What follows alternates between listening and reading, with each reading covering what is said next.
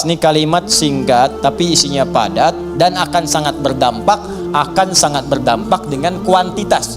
Ya, peningkatan nikmat setelahnya yang akan kita peroleh dari Allah Subhanahu wa taala. Kalau syukurnya benar, maka nanti limpahan nikmat berikutnya akan semakin bertambah. Perhatikan baik-baik. Awas, ini bagian ketiga ini yang sering gagal. Di syukur ini adab pertamanya alhamdulillah, betul. Begitu menerima alhamdulillah, alhamdulillah, alhamdulillah. Adab keduanya tujukan semua karena Allah. Tapi di adab yang ketiga ini yang paling penting dan tidak sedikit orang gagal di sini. Jangan cukupkan syukur pada kalimat alhamdulillah, tapi optimalkan nikmat yang diraih itu sesuai fungsinya yang telah Allah tetapkan.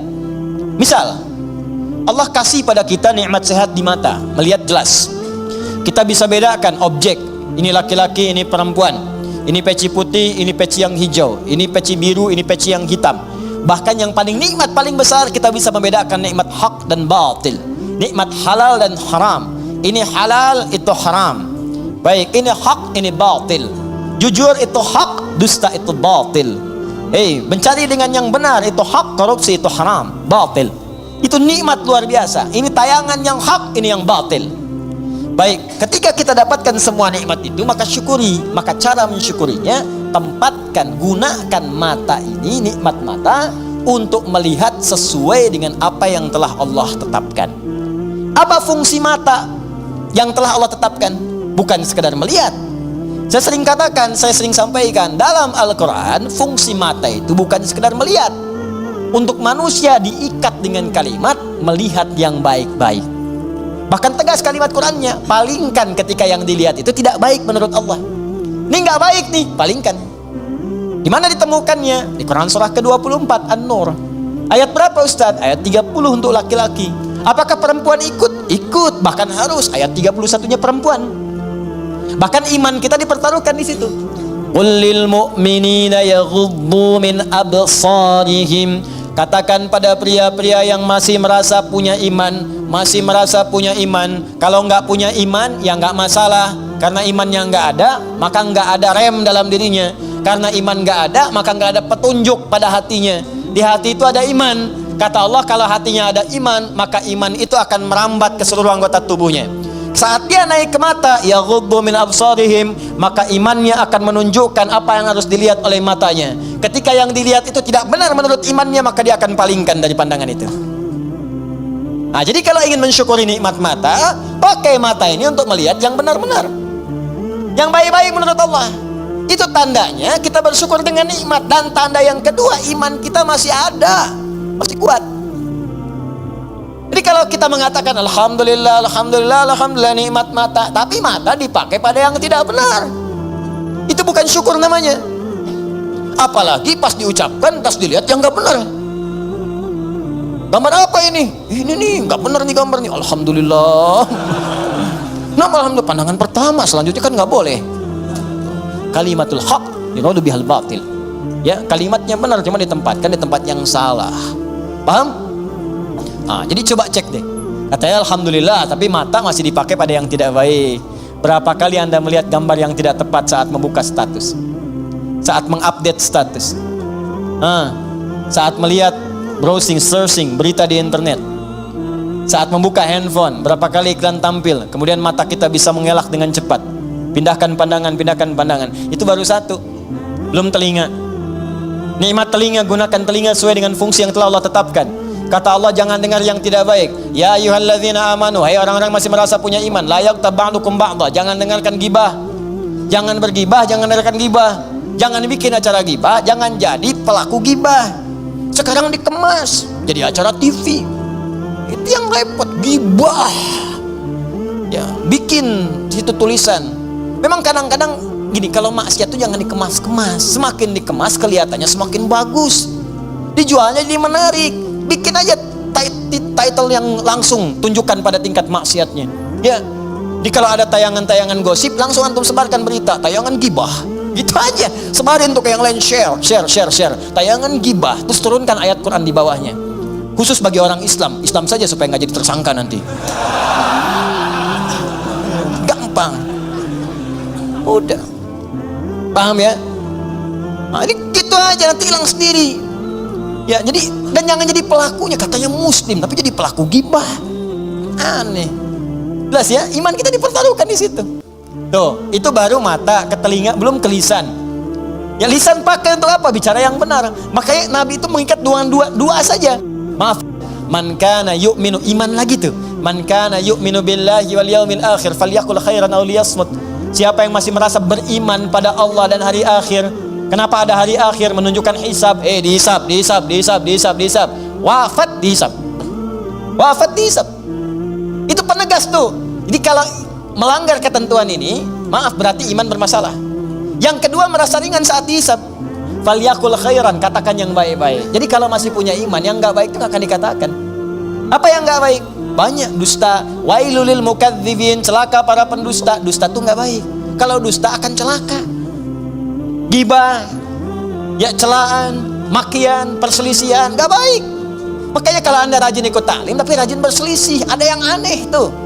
Aneh. Katanya taklim, katanya mendekat pada Al-Quran, katanya ingin praktekkan Al-Quran, tapi melanggar isi Quran. Aneh. Anda belajar di mana? Quran mana yang Anda praktekkan? Hah? Mana iman Anda? Taklim itu menguatkan iman, bukan melanggar iman. Itu poinnya.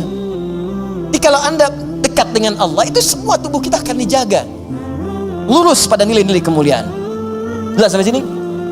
Itu teman-teman, itu baru tubuh kita, belum yang lain. Ini saya tanya pada Anda, ya, mulai dari pakaian, alas kaki, rumah, ya, kendaraan. Pertanyaan saya, berapa nikmat yang telah kita peroleh, yang telah kita gunakan sesuai fungsi yang telah Allah tetapkan kepada kita? Makanya pelajari dulu sebelum meminta kepada Allah. Ya Allah, berikan aku anugerah rumah. Apa fungsi rumah menurut Allah dan Rasulnya? Turunkan. Ada fungsi rumah untuk berzikir, fungsi rumah sebagai naungan. Fungsi rumah itu ada 3-4 dalam Al-Quran. Ada manzil, kenapa rumah disebut dengan manzil?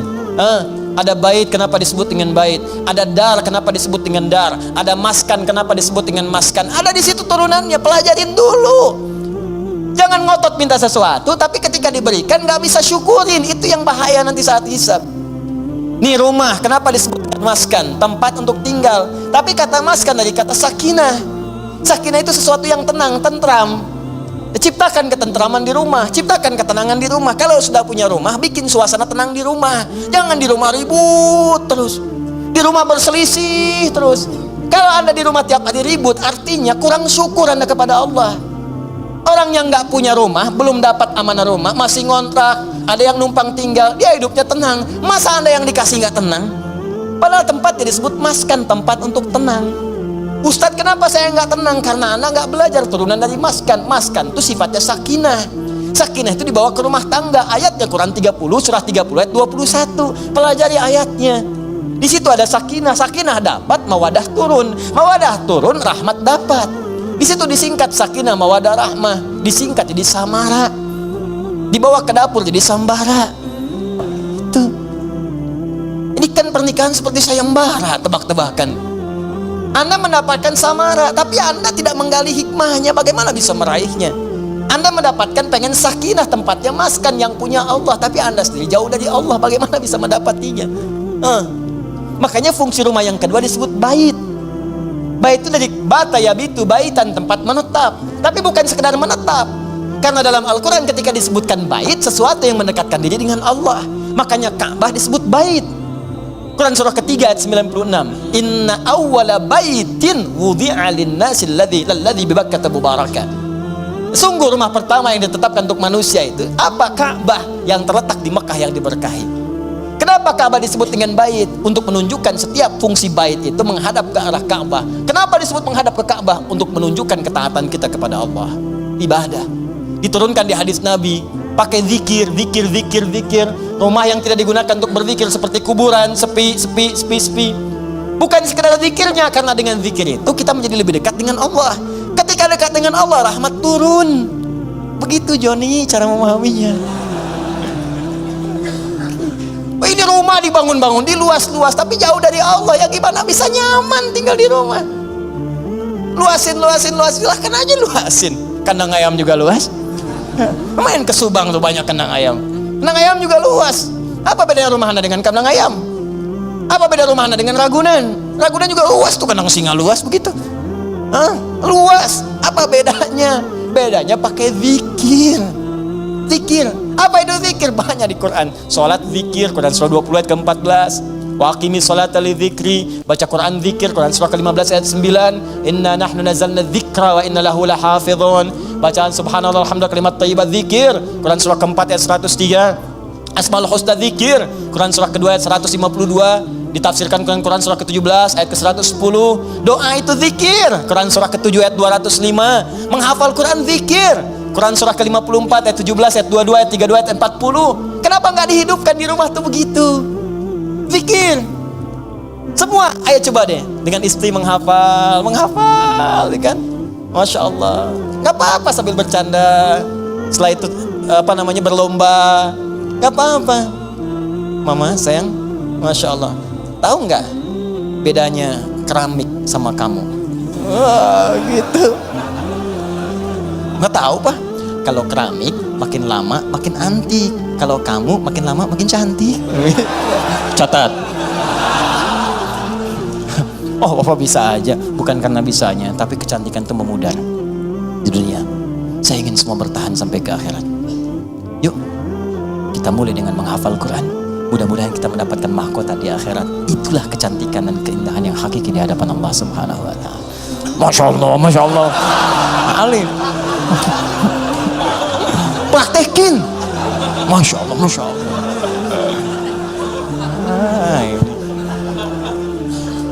Paham? Dibikin status.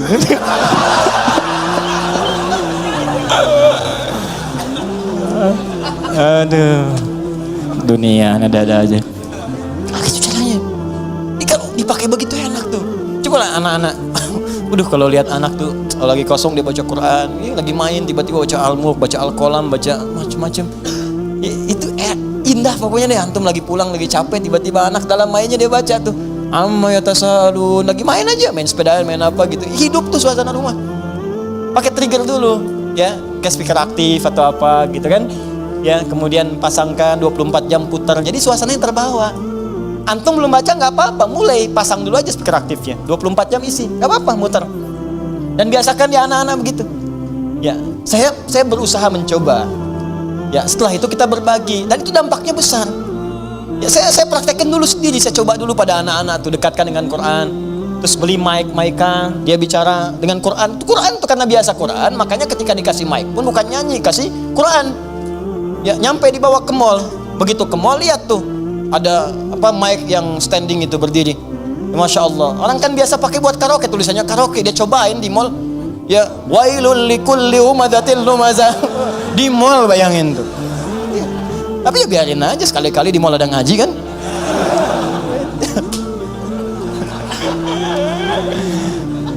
Tapi ya begitu gitu. Itulah nikmat, itulah syukur.